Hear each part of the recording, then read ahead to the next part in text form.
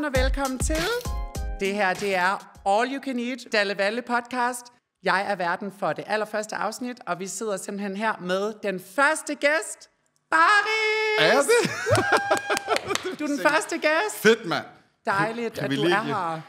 Tak fordi jeg måtte komme. Det er en kæmpe fornøjelse. Og da jeg hørte, at du skulle være vært, så trådte man lige lidt hårdt op på speederen på vej herude. Det var fedt. Ej, det er jeg glad for. Det er også. Vi er så glade for, at du vil være med. Jamen, tusind tak, fordi jeg måtte. Og jeg har glædet mig helt vildt. Og du er kommet i julehumør, kan jeg se. Absolut. Det er også, Ja. Er vi cute, ærligt? Så cute, I love it. Jeg elsker det. Barlofar og Gretemor Wow. med deres nissehur. Nisse-show. Ja. I love it. Ej, du ser virkelig godt ud. Altså, Jamen, i lige måde. En Jeg fik flot, lidt mindre værtskomplekser, da jeg kommer ind og så dig, men... Ej, hvad snakker du om? Men du har lige hypet mig lidt op nu. Du er lækker brun og det hele. En flot tyrkisk nisse. I love it. Flot tyrkisk nisse. Det er en sjælden art. Nej, men det er det. Tak. Grete kan lide det. Jamen, det er jeg glad Hun bliver helt hed i varmen. Ej, men det er fantastisk, du er her, Baris. Tak. Er du kommet i julehumør? Det kommer jeg hvert år. Ja. Jeg synes jo, julen er det jo. Det tror jeg ikke rigtigt, man kan benægte. Så skulle du fandme være negativt Jamen, det er jo ladet, det. hvis ikke du synes, at julen er den hyggeligste sæson på året. Præcis. Der er jo mange, der har... Ja, hvad skal man sige, fordomme eller kommentarer eller holdninger til det. Men julen, den er jo for alle. Det er jo en markedsføring. Det er jo ikke, du behøver ikke at gå super... Det er jo ikke særlig religiøst, hvis vi endelig skal tage den jul, vi snakker om nu med, Præcis. at vi fejrer, og vi hygger og køber gaver. Og det er jo en højtid. Der er den religiøse del, og Lige så er der den, præcis. hvad kalder man det, moderne del, eller Præcis. højtiden. Ja. Og den er for alle jo. Det er jo hjerternes fest, som man sagde i gamle dage. Lige præcis. Og hvad med dig? Sådan, hvordan holder du jul? Altså, fordi du kurder fra Tyrkiet. Ja. Holder man overhovedet jul i Tyrkiet? I don't even know. Man pynter op, og man har jo som sagt, hvis du tager til Istanbul for eksempel i december måned, så vil jeg næsten sige, der er flottere end mange af de kristne lande. Ja? Med julepynt. Ja, det er så sjovt, også i Dubai, sådan, så ser man, wow, altså det er total julestemning over alt, men er sådan lidt, okay. Det. Men det er jo, igen, det er jo marketing, det er kapitalismen, den gælder alle steder, og så er det bare at tage det gode fra det, og det er jo hyggen og pynten og stemningen, musikken, og altså, specielt i Danmark er det jo hyggen. Ja. Men man kan sige, siden 2021, 20, nu skal jeg passe på, for det var, hvornår jeg mødte Line. Siden 2020, der har jeg jo faktisk holdt jul. Og jeg har jo også prøvet det før det. Ja. Det sjove er, hvis vi lige skal gøre en lang historie kort, så havde jeg faktisk den første gang, jeg skulle fejre jul, det var, hvor jeg var 6 eller 7 eller 8 år. Ja. Min mor gik på sygeplejeskolen, hvor hun havde en veninde der hed Pia, som sagde, hey, I skal lige komme hjem til os og fejre jul og prøve det. Og det tænkte min mor jo fedt, og så kan mine børn også få det at opleve, og det ene og det andet. Og det endte bare i den største katastrofe, jeg nogensinde har oplevet, som sagtens kunne have gjort mig til en anden person, hvis ikke at jeg havde de mennesker i mit liv, som jeg havde. Nej, det er ikke så meget det. Det er jo klart, det skal de jo lave, men der var et familiemedlem, som var meget racistisk. Og endte med at tro min mor med kniv og det hele. Fordi han bor på landet og har kun set TV2 News. Så hans spørgsmål under hele middagen til min mor var, hvorfor har du ikke tørklæde på, og burde du ikke blive stenet, og hvordan kan du være skilt, når du er sådan og sådan, og burde du så ikke blive hængt, og det ene og den. Altså, og til sidst, da deres familie, hans egen familie, så sagde til ham, så nu stopper du. Altså, nu stopper du, og nu stopper du med at stille de der spørgsmål, vi er her for at hygge. Ja. Så tog han en kniv og bare stod og holdt den sådan der, og sagde, men det kan kraftedeme ikke være rigtigt. Jeg kan ikke huske, hvad han sagde, men og så rejste vi os bare op og gik, og jeg var 7-8 år, jeg var i chok, jeg vidste jo ikke, hvad jeg skulle gøre, ikke? Så jeg tror, min første hans indtryk af julen, det var, at det ikke for os. Det er lidt traumer. Ja. Okay. Men så kan man så vælge at lade det være danne grundlag for hele din virkelighedssans og din opfattelse af, hvordan tingene er. Det har jeg selvfølgelig gjort. Efterfølgende har jeg bare haft de hyggeligste aftener. Ja. Og så nu her med Lina er det jo med hendes familie, hvor at, vi selvfølgelig fejrer jul, både jeg vil sige, hos mor og far. Ja. Og der er der ikke nogen problemer. Der er det selvfølgelig bare ren hygge, ikke? Fantastisk. Okay, jeg vil sige, shit. Okay, altså efter sådan en oplevelse, så kan man kun give dig respekt for, at du overhovedet har givet den danske kultur og den danske jul en chance efter sådan en oplevelse. Jeg er i chok. Jamen, sådan som ham repræsenterer jo ikke julen. Nej, de danske værdier, eller de danske kulturer. Han repræsenterer, at man kan bo langt nok væk og se nok TV2 News til at få sig et forkert virkelighedsbillede, kan man sige. Ikke? Det er man også nødt til at komme over. Fordi vi bor i Danmark. Præcis. Vi er også nødt til at suge til os. Og det er jo ikke forkert. Det er jo bare at berige dig selv med erfaringer. Men jeg vil sige, det kræver at se en mand at kunne se væk fra det og fokusere på mennesker, der gerne vil en det bedste. Og jeg har en forståelse for, at man kan ende derud, hvis man måske ikke er lige så logisk tænkende, eller hvad man skal sige. Fordi at min første reaktion var også, at okay, fuck dem der. Vi er ikke en del af dem. Det var jo sådan, jeg havde det, da det skete. Fordi jeg har lige set min mor blive troet af en mand. Og min mor er bare topmoderne og kan med alle og er totalt åben, dejligste menneske. Præcis. Hvis du seriøst kan have på min mor, så er den gal med dig. Fordi hun er så renhjertet et menneske, som man overhovedet kan være. Ikke? Så jeg fik den der. Men igen, hele opvæksten har jo været med danskere. Ja. Også kurder, også tyrker, araber, det ene og det andet. Vi boede i Albertslund. Det var meget mixet. Ja. Men at lade det påvirke resten af ens liv, det er jo surt. Fordi der findes langt flere. Jeg ved godt, det føles som om, der ikke gør, men der findes langt flere. Altså, langt størstedelen, som er gode, åbenhjertede, alt det der. Præcis. Det er bare typisk de negative, der fylder mest. Lige præcis. Og det er jo præcis sådan, det er også med mange danskere, der desværre kommer til at dømme udlændinge. Det er jo præcis det, du nævner, at det er det mindretal og de få, der gør det svært for de andre. Fordi du går ikke ind og skriver en Trustpilot, hvis noget har været godt. Nej. Du skriver det, hvis det har været dårligt. Præcis. Og det er lidt det samme er i det sociale. Det er virkelig rigtigt. Man er nødt til at forstå, det er jo også den forståelse, jeg har. Jeg ved, hvor dejligt land Danmark er, og hvor dejligt danskerne er. Og at det virkelig er et lille mindretal, som ikke har den kærlighed, som danskere burde have i sig. Præcis. Men det er dem, der fylder. Præcis. Fordi de kommenterer. Fordi de har ikke andet at tage sig til, mens alle os andre er ude og leve og have det godt og prøve at skabe så fed en hverdag for os selv, som vi kan, og vores omgangskreds, så har de det fokus. Og du kan lade dem diktere, hvordan du tænker, hvordan du har det og lidt af ting. Eller du kan kigge på dem, der er rundt omkring dig og tænke, det er ikke min virkelighed. Og det er jo lige præcis det. Wow, det er virkelig en inspirerende historie. Ja. Fordi også, det er jo altid alt det, jeg siger sådan, du ved, kærlighed og, altså det er jo aldrig kærlighed og respekt og gode nyheder, det er jo aldrig det, der fanger i medierne. Had, det kommer desværre til at fylde så freaking meget mere, fordi at det bare skaber en ild i mennesker. Og det er så ærgerligt, men jeg synes virkelig, det er inspirerende at høre din historie, og mærke din energi, og altså, du ved, du er virkelig et inspirerende menneske, også bare med den du er, og hvor du kommer fra, at du har overskud i dit sind til at være åben og vise noget respekt og kærlighed. Det er virkelig nice. Ja, det glæder mig meget, at du siger det, fordi det har været mit fokus hele livet netop, og lad nu være med at være som de andre. Det er fedt at være anderledes for det første. Det er meget fedt at være anderledes. Jeg vil jo ikke have den platform, jeg har i dag, hvis ikke jeg var blevet, hvis ikke jeg gik efter at være anderledes. Jeg vil gerne være ham, man ikke rigtig kunne forstå, hvad ham der perker, hvad han dansker, hvad fanden er han? Fordi jeg skal være et eller andet sted midt imellem. Præcis. Jeg er vokset op på Vestegnen. Det er det. Og folk puller altid i kasser. Præcis, og det er netop det. Vi har sådan en vane med, at der skal en etiket på personen, for jeg ved, hvordan jeg kan interagere med ham. Præcis. Og det er det, der er forkert. Når folk spørger mig, hvor er du fra, vil jeg helst ikke svare. Jeg er fra verden. Det er ligegyldigt. Præcis. Jeg er et menneske, du er et menneske. Om jeg er født i Bangladesh, eller om jeg er født i Roskilde, det burde for dig være fuldstændig lige meget. Lær mig at kende, og de ting, jeg kan bringe med til bordet. Så er det fuldstændig lige meget, hvad du har læst på TV2 News, hvad din egen holdning er, eller hvad du vokser op med. Nu er jeg foran dig. Det er det udgangspunkt, du skal tage. Præcis. Du har ikke set mig før. Start fra scratch. Hvad synes du? Om en team kan du måske have en lidt bedre. Altså, forstå mig ret. Men mennesker er jo indoktrineret til, at der skal label på. Okay, det er sindssygt. Okay, sådan og sådan. Og også det her med, at sårede mennesker. Altså hurt people.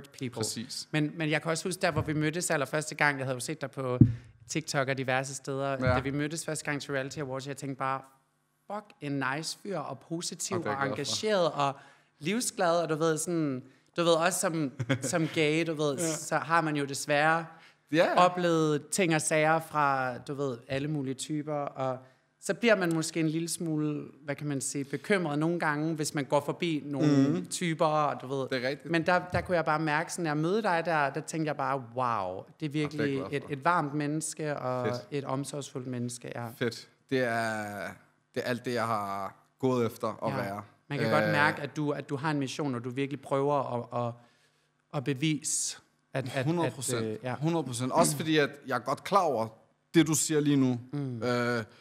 Nu har du sikkert set mig i fint tøj, men har du bare set mig på gaderne, jeg måske har haft et tracksuit på, så ligner jeg jo den type, der godt kunne være fucking nedladende og have en totalt firkantet tilgang til alt. Og når jeg møder folk, så er det faktisk med den på allerede, at okay, jeg er lige nødt til at vise, at jeg er altså sådan her. Præcis. Og at jeg er åben. Ja, og jeg elsker alle, og det er det, man kan mærke der fortjener at blive elsket, hvis man kan sige det på den måde. Og det er det, man kan mærke på dig, når man møder dig. Du gør virkelig en indsats for at skabe et godt indtryk. Og det er jo vitterligt det samme, du nævner der for mig og for mange af min slags. At når man går rundt, og hvis man har makeup på, eller noget, whatever, gay-tøj, glimmer, så du ved, man kan lige så godt forvente, ligesom at du tænker, man kan lige så godt forvente, at folk de peger og kigger, og hvem fuck er det for en bøsse, og bla bla bla. Så det er virkelig sådan, wow, det er meget inspirerende, det du siger faktisk, det synes jeg. Wow, it got really deep very fast. I love it. Wow, where's skål! the drinks? Nå, jeg drikker lige lidt kaffe her, uden alkohol. Kaffe? Fra Dallevalde. Jamen, så drikker jeg lige noget saftevand. Altså, vi er jo meget i julestemning nu, vil jeg sige. Ja, det synes meget jeg også. julestemning. Det synes jeg også. Og jeg ved ikke, om du er sulten. Right? Grete, mor. Yeah, vi er jeg meget lever sultne. af at være sulten. Præcis, det er det, jeg tænkte. Så without further ado, skal vi ikke have lidt mad her fra Dallevalde? Ved du det? Waiter! Tjener! Onkel! Sagde du onkel? Ja, det er fordi, jeg er vant til pizzerier, men det her, det er jo Dallevalde. I love it. Prøv lige at se en gang, mand. Wow, nu har vi fået lækker julemad. Og det er kurtervenlig julemad, kan jeg se. Ja, jeg har jo fået godt også. svin og svinekød og det hele fra Dallevalles buffet. Men du har jo fået noget chicken teriyaki something. Det ser totalt lækkert ud. Det er også noget af det første, jeg skal smage. Det er jo det. Det her ligner noget hønsesalat. Ja. Det er jo det. Det skal jo være halal-friendly også. For der er jo mange, der også kan lide lækker dansk julemad. Absolut. Men vi har jo svin konstant. Men det går jo ikke. I har også brune kartofler. Ja. Racistisk navn. Hvorfor skal det hedde brune kartofler? Det er jo ikke brunt. Right, det er gult. Det er ret gult. Så jeg har fået nogle gule kartofler. Det her må være noget andet. Altså, er vi ikke enige om, der er ikke noget, der topper brunsauce eller andet sauce med franske kartofler? Enig, det skal døbes i. Er vi enige? Oh yes. Og det er ikke bare sådan til julen. Det er sådan noget, du kan lave hele året. Ja, det er året. Det er det bedste. Jeg er ligeglad med, at jeg spilder det i min sofa eller min seng. det er wow. Det er virkelig en top tier. Har du også fået rødkål? Ja, fedt. Ja, det er en lækker rødkålsalat. Ja, nemlig, ja. Og æbleskiver, det kan vi godt. Man får hovedret med dessert her, jo. Det er jo lækkert. Skal vi ikke smage et eller andet? Simon, jeg er nødt til at smage den her teriyaki-kylling. Smag den. Fordi det er den eneste, der er, sådan, er lidt off-script. Ikke også? Jeg elsker deres teriyaki. Når du har smagt den? Jeg skulle lige til at sige, jeg troede, du ville elske at være kurder. Jeg er fast inventar af Dallevalles buffet. Den er fantastisk. Ja. Ej, og det er flæskesteg og glaseret skinke, og hvad har vi? De der sesam og sorte sesamkerner, der er ovenpå, ikke? Det gør. Ja. Altså, det er prikken over ude på den her. Det er nemlig det. Det er rigtig lækkert. Det giver sådan lidt crunch, men også sådan lidt brændt smag. Og jeg elsker den der sådan lidt grillede, brændte smag. Ja, præcis. Også mig. Det er jo meget også med sådan kebab og sådan noget der. Men hvad savner du, hvis du sådan skulle til en dansk jul? Var der så en eller anden ret, du kunne savne, som du ved? Shawarma. Ja, til jul. Så hvis man skulle spise noget sådan til hver jul, sådan ud over andet dansk mad, så kunne det være shawarma. Altså, jeg ved godt, at jeg nok får Hans og Brian ude fra udkanten efter mig ved at sige det her. Fordi det var sådan, det er ikke jul, det er ikke dansk, men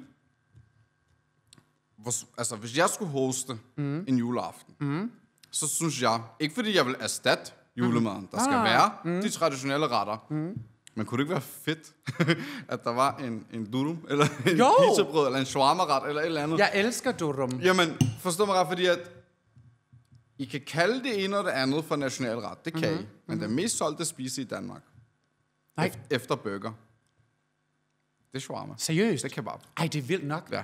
Men det er jo mega lækkert. Ja, og det er det jo. Og det er jo comfort food. Ikke at man skal begynde at gøre det til en hvad skal man sige, traditionsmad. I mean, why not? Men hvis du spørger mig, hvad vil min nissehue blive fuldstændig stiv af at se på et julebord? Hvis jeg kommer et sted hen, og jeg så shawarma, så så var jeg solgt. Ikke også? 100%. Men det kan jeg virkelig godt forstå, altså fordi det er seriøst lækkert. Og det behøver jo ikke at være sådan en wrap, du ved, eller whatever, altså fra grillen. Man kan jo gøre det mega lækkert, du ved, og på en ordentlig fade og alt sådan noget. Jeg elsker jo det der, altså kebab og alt sådan noget der. Jeg elsker at sidde på Kebabistan og Nørrebrogade, altså det er jo det lækreste. Hvad er det, den hedder? Du har styr på det. Jeg elsker det. Jeg er der så med sin anden hele tiden. Er det rigtigt? Hvad hedder den der... hvad kan jeg ikke huske, hvad den hedder? Den der lige over, sådan tæt ved Nørrebro station, og lige over for den der kirke på Nørrebrogade, sådan lækker hyggelig, hvor man kan sidde. Kebab-restaurant. Kysk? Ja! Ja. Det er så du er jo OG. I am. Du har nævnt alle de gode steder. I know my kebab, honey. I know my kebab. Det er ikke mig, der er kurderen her. Det er Sigmund. Det er OG-stedet. Den har jo været... Hvad skal man sige? Ikke at jeg siger, at det er nummer 1, men nej. Det har jo været et sted, som man tager hen, og har taget hen i mange år. Præcis. Nu er der selvfølgelig kommet alle de her nye steder. Ja. Men jeg tror aldrig, man glemmer en gammel kending, eller hvad man skal sige. Ej. Men, okay, når der så kommer sådan noget her, så kan jeg da godt forstå, at fokus bliver... Jeg kommer helt i julestemning i de søde kartofler. Det er virkelig det bedste i verden. Og jeg tror faktisk, nu har jeg jo smagt teriyaki-kyllingen. Og så har jeg lige smagt de brune kartofler. Ja. Og jeg tror også, at en kombination af de to vil være fuldstændig sindssyg. Så jeg tager lige 2 sekunder for mig selv. Lav det, du lever af. 2 sekunder for dig selv. Er det godt? Wow. Jeg føler, at jeg er sådan the wifey, der har cooket for hendes mand. Jamen, jeg har puttet en ring on it, hvis du har lavet det her til mig. Wow. Det må jeg hellere lave så. Ej, du er vist en gift mand. Ups. Det smager virkelig godt. Ja, godt. Fordi det der, det er søde, og det er jo også sødt på teriyakien. Og så kommer det der lidt grillet smag. Ja, det er det. Ja, det jeg er nødt til at smage hønsesalaten. Er det julemad? Det vidste jeg faktisk ikke. Er det? Jo. Det er jo sådan julefrokostmad, ikke? Julefrokost, det kolde bord, som de kan lide det. Ja, sådan de der juledage. Men kan du også lide æbleskiver? Ej, lækkert. Og så døb det i noget flormelis og syltetøj, det er så lækkert. Men du kan også godt lide and, kan du ikke? Jeg elsker and. Har du and der? Jeg har and. Okay, godt. Det var også den næste, jeg vil smage med. Det her, det smager ikke som en hønsesalat, som jeg har smagt før. Meget bedre. Ja. Fordi den har noget, jeg ved ikke, om det er noget kaj. Eller jeg tror, det er kaj. Ja. Det er gult. Ja. Jeg vil ønske, jeg havde et ristet brød, jeg kunne komme derpå. Ja. Den er, det her, det er virkelig god hønsesalat. Ej, fantastisk. Jamen, det er virkelig godt, på Dalle Valles buffet. Jeg synes virkelig sådan... Jamen, jeg skammer mig lidt, for jeg vidste ikke, de havde det her. De har alverden. Og i deres julebuffet... Oh my god. Jeg inviterer alle mine girlies ind hver eneste dag, nærmest i december. Julebuffet, kom. Mener du det? Ja, de har den lækreste julebuffet. Og stegt flæsk og persillesauce, og hvad har de ikke? Vildt. Og risengrød og... Det her smager jo traditionelt. Det er virkelig godt. Hønsesalaten er lidt speciel med karrysmagen, men langt bedre end normalt. Hvis jeg skulle vælge, så havde jeg valgt den her smag, fordi den er virkelig anderledes på den absolut positive måde. Ja, den spicer det lidt op. Men det andet, det smager jo som om, at det kunne du lige så godt have fået hjemme fra mutter. Det er det. Præcis. Jeg har ikke smagt anden endnu. Ej, smag anden. Nu smager jeg en æbleskive. Smager du anden og æbleskiver? Var det det? Ej, ikke på samme tid. Æbleskive. God æbleskive. Ej, det er lækkert. hvis det her er det, du kan få på deres buffet, det er jo hjernedødt. Man kan få meget mere. Alt fra det danske julebord. De har alt. Det er jo hjernedødt, fordi and og flæskesteg, ved jeg, det er jo svært at tilberede. Det er det. Ja. Jamen, de har det hele, og de har alverdens, og de har jo også dessert. Er det rigtigt? Er det noget, du kunne være frisk på? Absolut. Jeg troede, desserten lå her. Nej. Der er jo den klassiske danske juledessert. Okay, hvad så tror smager du, jeg lige æbleskive. Ja, smager æbleskive. Det er bare lige sådan en lille middle snack. For det skal man. Hvad er desserten? Hvad tror du? Hvis du tænker... Risalamande. Risalamande! Er det rigtigt? Ja! Er der mandelgave? Ej, ja, vi burde finde en mandelgave. Vi vil have en mandelgave. det er lapdance for Grete. Ej. Jeg tager begge skåle. Let's bring in the risalamande, som jo lyder fransk, men det er dansk. Jeg har jo faktisk en sjov historie om risalamande. Det er jo faktisk dansk, men det lyder fransk. Det er lidt specielt. Dansk? Det er dansk. Og jeg har jo læst på internettet, fordi jeg synes, det er interessant, hvorfor det hedder Ris à la Monde, som om det er et eller andet fancy fra Frankrig. Men det er jo faktisk fra gammel tid på d'Angleterre i Danmark. Okay. Og så var der et hof på d'Angleterre, som der så skulle have et middagsselskab, og det var en kold vinternat i december i 1800-tallet, så det var ikke bare lige sådan at få nye varer ind. Så da selskabet havde spist, og så tænkte de, hvor er der dessert? Hvorfor får vi ikke noget dessert? Ja. Så var der en eller anden stakkels tjener og kok, der tænkte, shit, hvad gør jeg? Okay, jeg skal lave dessert til det her selskab. Jeg har noget risengrøds leftovers og noget koldt flødeskum. Jeg blander det.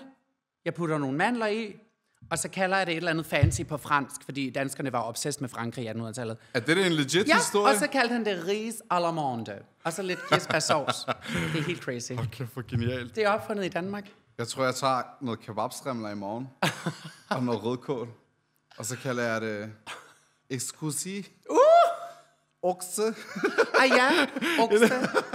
Oksekjøt. Côte de bœuf. Ah ja. I mean, why not? Mit purple curl. Purple curl. Purple curl. Sagde du lige mit som tysk? Ja. Mit purple curl. Vi skal have så mange Så mange. De tager fransk, jeg tager tysk. Ej, det er en god idé. Det er jo faktisk en rigtig Er det fed ikke lidt historie. interessant? Præcis. Fuldstændig. Så altså, hvis du er lidt mæt fra hovedretten, så synes jeg, at vi skal smage den lækre risalamande-buffet fra Dalaval. Jeg skal finde mandlen. Ah ja. Jeg håber, der er mandel i. Det ser i hvert fald lækkert ud. Ja, meget. Og jeg er jo meget specifik, fordi mine forældre, de plejer jo altid at varme kirsebærsovsen. Og så hælder man varm kirsebærsovs på, og så bliver det sådan en lunken grød, hvis man blander det der, så bliver det varmt. Nej. Jeg skal have kold kirsebærsovs okay, det skal ikke være varmt. Nej. Okay, jeg har aldrig prøvet varmt. Men det sjove er, vi kurder, også tyrkere. Ja. Ja, også tyrkere. Vi kurder og tyrkere. Vi har jo også en slags risalamande. Nej. Jo. Hvad hedder det? Vi har jo noget, der hedder sütle. Okay. Ja, sütlaç for tyrker. Sutte? Yeah, you like that, Grete. I hear what I want. This is so not child friendly. Det hedder sütle. Sütle? Ja. Okay. Det er lidt sødere. Ja. Der er ikke mandler i, eller er der det? Jo, der er faktisk nogle nødder i. Ja. Der er ikke kirsebærsovs i. Okay. Men den er sådan lidt mere sød. Der er pistache i. Det var det, jeg ledte efter. Så det er sådan noget ris på den er sådan lidt tung at komme igennem. Okay. Fordi den er så sød. Ja. Jeg elsker det. Ej. Jeg færdiggør aldrig en hel. Nej. Men jeg det er ligesom mig. Det smager godt. Med risalamande. Ja, forestil dig det her, men hvor det er pistache. Okay, ja. Pistachen, der ligesom vejer op, i stedet for kirsebærsovs. Altså, så er der også... Altså, det er risen... Det er den her konsistens og ris i og alle de her ting. Hvor sjovt. Men det er pistache i stedet for det, du ser her. Fordi også, det er meget sådan dansk ting, så er det meget sådan...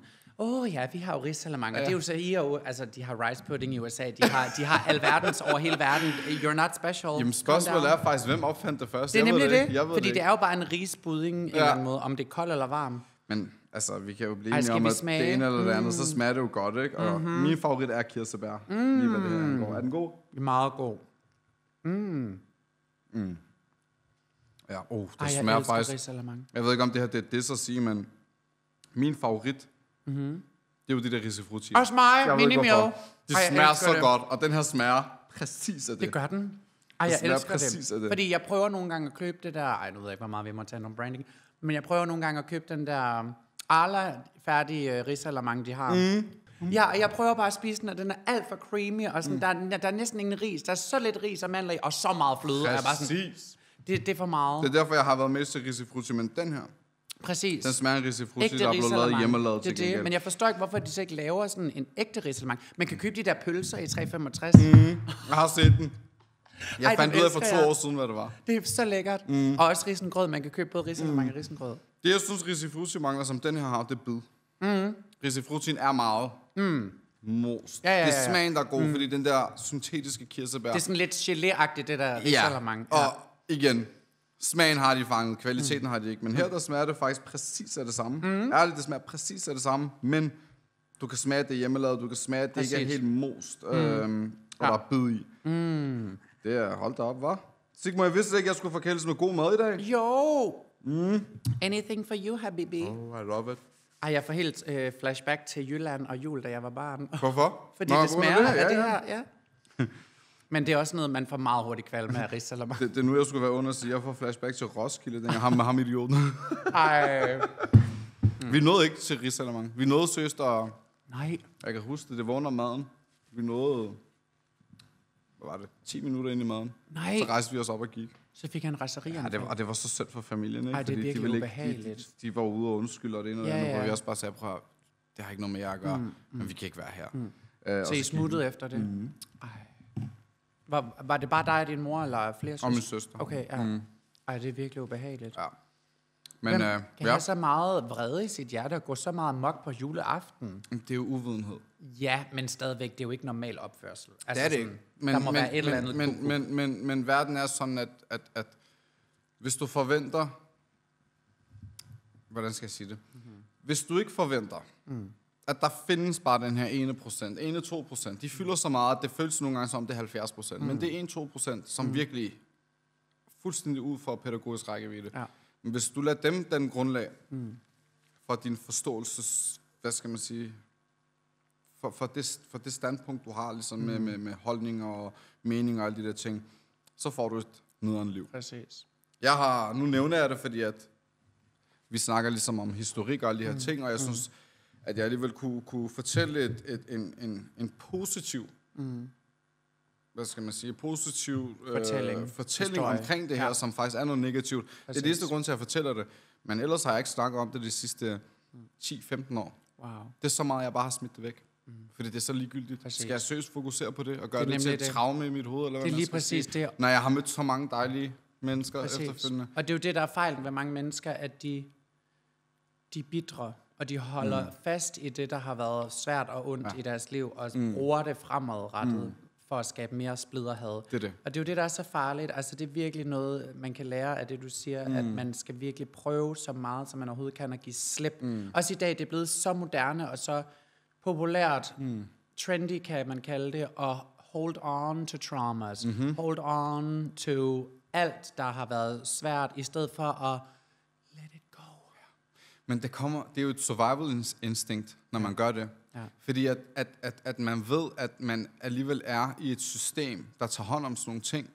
Så hellere, at jeg har det ikke så godt, end at jeg har det godt, jeg har styr på det. Fordi det er lidt skræmmende at have det godt og have styr på det. Ja, præcis. Forstår du, hvad jeg mener?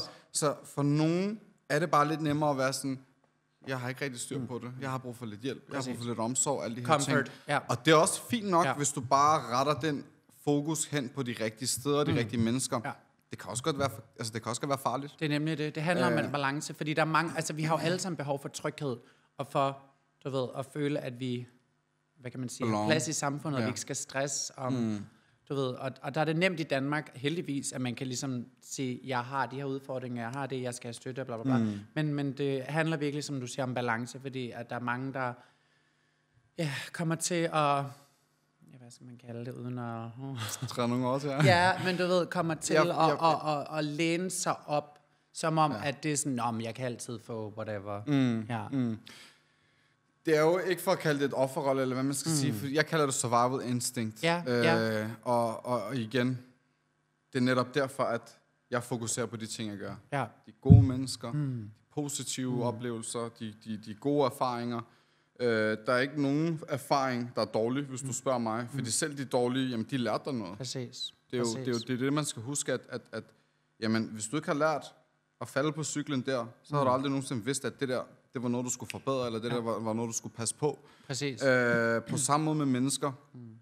Jeg hader jo, og det hører du fra en kurder, det her, Sigmund. Det er virkelig eksklusivt, det her. At du hører fra en kurder sige, jeg hader nationalitet.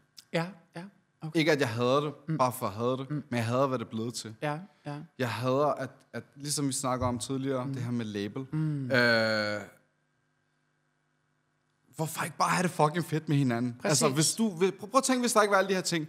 Jeg vidste ikke noget om, at der findes forskellige lande og det ene og det andet. Jeg vidste bare, at okay, men du har lidt mere farve, fordi du bor i et varmt land. Du får selvfølgelig sol, så er det derfor, du får farve. Det er jo klart, men når vi skider, så er vores lort den samme. altså, forstå mig ret, det er jo sådan, altså.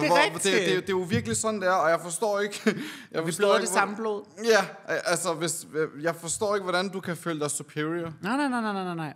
Præcis. Over en ligesindet. Og Det er derfor, jeg bare, og det synes jeg også bare, man skal fokusere nu bare på det positive. Præcis. Fordi der vil altid være mere positivt. Der vil altid være flere gode mennesker. Der vil altid være flere, der er det rette sted. Der har de rigtige tankegange, som ved det bedste af alle de her ting. Det. Så, altså, hvorfor fokusere på andet? Jamen, det er det. Og det er fordi... Nu sidder vi her og spiser risalemang sammen. Det kommer til at være noget, jeg aldrig glemmer i mit liv. En positiv indrendring. Også mig. Og ingen dårlig oplevelse vil nogensinde kunne komme ind og røre ved den her. Nej, det er det. Og det håber jeg, andre kan tage med sig. Det er det. Fordi det gør dig virkelig stærkt mentalt. Og så overkommer du også de udfordringer, du nu vil blive sat op til. Præcis. Ja. Men det er også, og det er så smukt sagt, fordi det er også, det er blevet meget sådan trendy i dag, og det har det jo været i mange år, men det her med at være meget sådan, også dem mentalitet, og jeg har den her nationalitet, så derfor kan jeg ikke lide de her typer, og du ved, det er blevet meget, meget sådan også med medierne, at det er sådan, om hun er derfra, han er derfra, så vi forstår ikke hinanden, og sådan,